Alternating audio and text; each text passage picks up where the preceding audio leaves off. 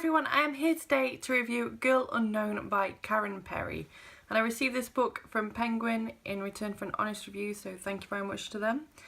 And this is a psychological thriller. The author is actually two authors combined into a pen name, and that is Paul Perry and Karen Gillies. I think that might be how you say it. And they are both Irish authors based in Dublin, and this story is also set in Dublin. I gave this book 4 stars, and for a little while I was torn as to whether to give it 4 or 5 stars. Then I realised that if I need to think about it, it's a 4-star read. This story follows a couple and their family. The couple are named David and Caroline, and they have got a teenage son who, I can't remember whether the age is ever mentioned, but I assumed he was somewhere between sort of 16 and 18. And they also have an 11-year-old daughter. The son is named Robbie and the daughter is named Holly. And they are just a typical sort of family.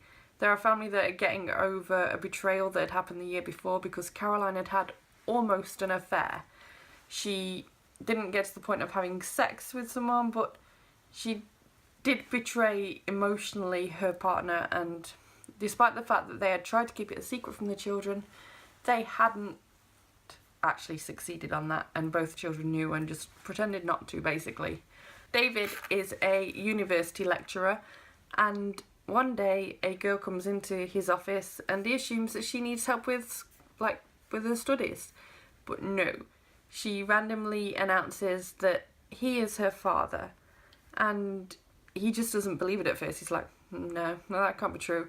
And then he finds out that this is the supposed love child of his one true love, his ex, Linda. And the girl also then tells him that Linda is now dead. And David doesn't know what to think, he doesn't know what to believe, and he's left really sort of reeling from this. And he keeps it secret from Caroline for a little while, which never does anyone any good at all. And so he then decides to take a hair off the girl, who is named Zoe, without her knowing, and then get it DNA tested, and the test comes back inconclusive. So he is none the wiser, and now he has kept this secret from his wife. He has done a secret DNA test on Zoe, and everything is just a massive mess. And we sort of follow the story from there as Zoe sort of slowly slides into their lives, despite the fact that David even has doubts further on as to whether she really is his daughter or not. So, as I said, this is a psychological thriller, and this story is told mainly from 2 different perspectives. You get alternate chapters between Caroline and David, so you get Caroline's view of the events of what's happening, and then you get David's. And at times they are really different views as to what's going on, especially when it's related to Zoe, because Zoe comes across as quite fragile and almost just like she's got issues, basically, to David, and really delicate and a pleasant girl all the same. But she is rude as anything to Caroline, or so Caroline tells us, and indeed so David tells us. You get to a point where you don't know who to believe, what to believe. Is Zoe his daughter? We don't know. It's just such a massive head mess, and I really enjoyed getting my head totally messed around within this book. It was really gripping.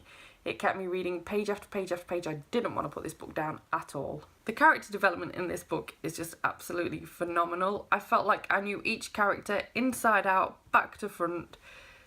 They were really true, real people. You can imagine this being a genuine situation that someone is in. It all was so realistic. I mean, they just sound like an average family, and I'm sure this does happen to people, only maybe not with quite such a messed up girl, because Zoe is truly messed up. And I must mention that there is some trigger warnings for suicide, self-harm. I feel like I'm missing one, but yeah, this is a bit of a rough read.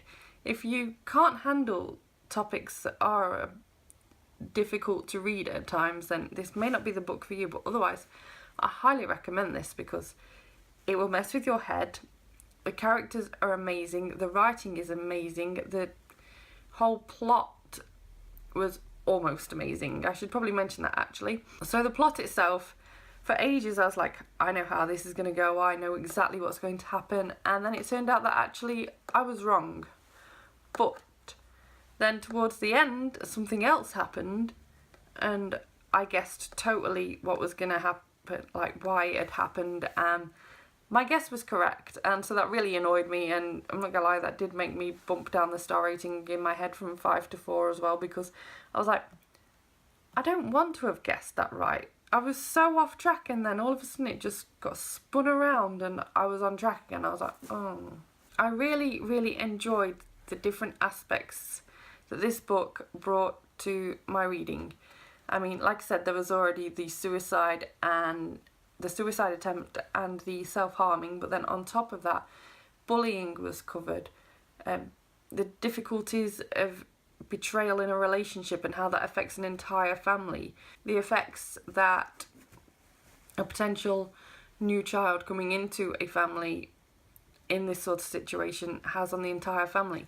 And different people do react really differently. I mean, Robbie is a lot more outgoing than what Holly is from what we can see, and it does make Holly really withdraw into herself. She does become even quieter. Doesn't help that she really doesn't like Zoe. I mean, while Robbie really does like Zoe, but all the same, it makes you really appreciate how difficult this situation must be on people when it happens to them. And so I think that despite this just being a psychological thriller that is essentially just good entertainment, it's also a really important book, and I think it teaches really valuable lessons. This was also a really quick read for me. I think it took me about 6 hours to read, and I spread that over a couple of nights, and if I'd have been able to, this had definitely been the sort of book that I would have sat and read in one sitting, because it gripped me from start to finish.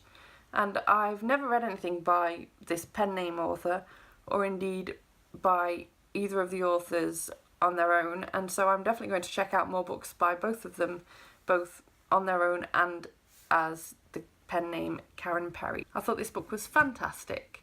So if you like this review, please give it a thumbs up. If you've read this book and want to discuss it with me down below, that is cool. And I will see you tomorrow. Bye bye!